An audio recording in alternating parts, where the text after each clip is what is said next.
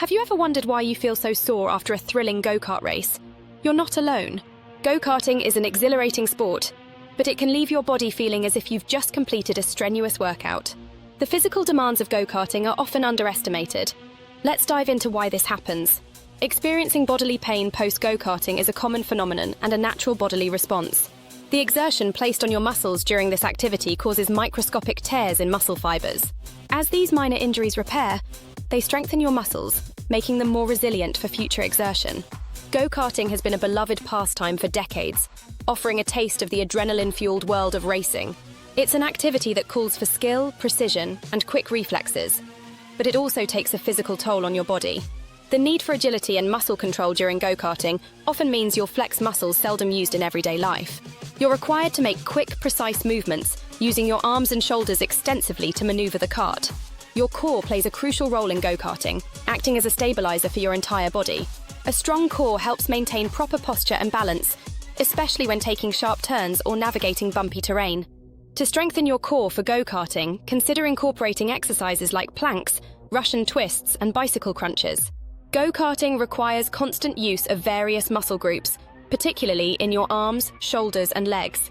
Holding the steering wheel tightly while maneuvering sharp turns can put a strain on these muscles. The vibrations from the go-kart's engine can cause discomfort, particularly in your hands and arms. These vibrations over a prolonged period can lead to a condition known as hand-arm vibration syndrome. The sudden jolts and jerks experienced during sharp turns and sudden stops can have a jarring effect on the body. Dehydration is another factor to consider.